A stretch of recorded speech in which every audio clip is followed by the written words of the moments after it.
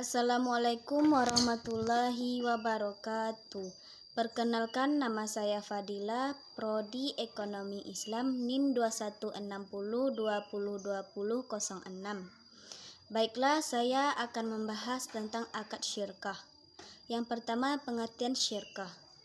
Syirkah adalah kesepakatan dua pihak atau lebih untuk melakukan usaha bersama. Kedua pihak ini bisa perseorangan, suatu badan hukum, atau perusahaan. Syirkah hukumnya mubah atau jaiz. Dari Abu Hurairah, Rasulullah SAW bersabda, Allah telah berfirman, "Aku adalah pihak ketiga dari pihak yang bersyarikat, selama salah satunya tidak mengkhianati yang lainnya. Jika salah satu berkhianat, aku keluar dari keduanya." Hadis riwayat Imam Daruqutni. Selanjutnya, rukun syirkah. Yang pertama, kedua belah pihak yang akan bekerja sama berakad atau akidani.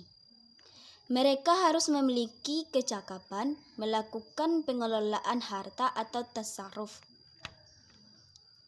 Yang kedua, objek akad yang mencakup pekerjaan ataupun modal atau ma'qud alaihi. Ia harus halal atau boleh menurut syariat dan pengelolaannya dapat diwakilkan. Yang ketiga, akad atau sigat, pernyataannya untuk bersyarikat. Selanjutnya, syarat-syarat syirkah. Yang pertama, syirkah dilaksanakan dengan modal uang tunai. Yang kedua, dua orang atau lebih bersyarikat menyerahkan modal, mencampurkan antara harta benda anggota syarikat, dan mereka bersepakat dalam jenis dan macam perusahaannya. Yang ketiga, dua orang atau lebih mencampurkan kedua hartanya sehingga tidak dapat dibedakan satu dari yang lainnya. Yang keempat, keuntungan dari kerugian diatur dengan perbanding modal harta syarikat yang diberikan. Adapun syarat-syarat orang atau pihak-pihak yang mengadakan perjanjian syarikat atau kongsi itu haruslah yang pertama orang yang berakal, yang kedua balik, yang ketiga dengan kehendak sendiri atau tidak ada unsur paksaan. Selanjutnya, jenis-jenis syirkah. Berdasarkan buku fikih Islam, syirkah dibedakan menjadi dua, yaitu syirkah amla. Syirkah amla adalah persekutuan kepemilikan dua orang atau lebih terhadap suatu barang tanpa transaksi syirkah. Syirkah hak milik ini dibagi menjadi dua, yaitu syirkah ikhtiar atau sukarela. Syirkah yang lahir atas kehendak dua pihak yang bersekutu. Contohnya, dua orang yang mengadakan kongsi untuk membeli suatu barang atau dua orang yang mendapatkan hibah atau wasiat di mana mereka berdua menerimanya sehingga menjadi sekutu dalam hak milik.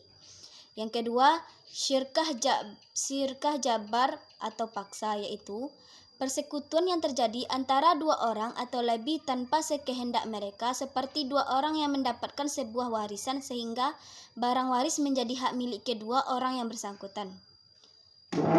Selanjutnya, syirkah uqud.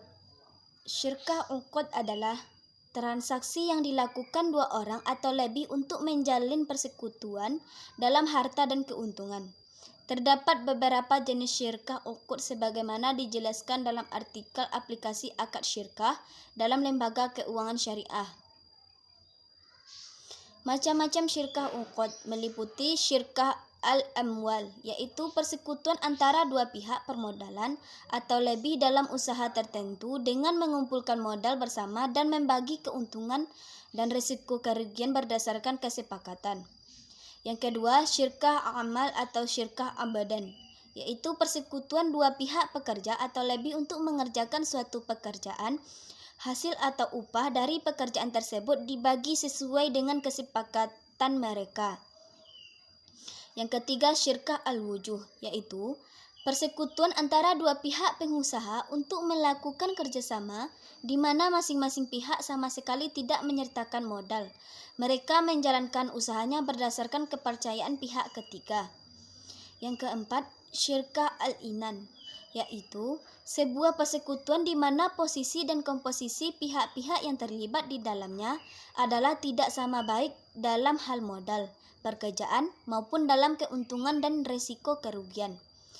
Yang kelima, syirkah al-muwadah, yaitu sebuah persekutuan di mana posisi dan komposisi pihak-pihak yang terlibat di dalamnya adalah sama, baik dalam hal modal, pekerjaan maupun dalam hal keuntungan dan risiko kerugiannya. Yang keenam, syirkah al-mudarabah, yaitu persekutuan antara pihak pemilik modal dan dengan pihak yang ahli dalam berdagang atau pengusaha, di mana pihak pemodal menyediakan seluruh kerjasama. Hanya itu yang saya sampaikan. Kalau ada kata-kata yang salah, tolong dimaafkan. Kalau saya akhiri, Assalamualaikum warahmatullahi wabarakatuh.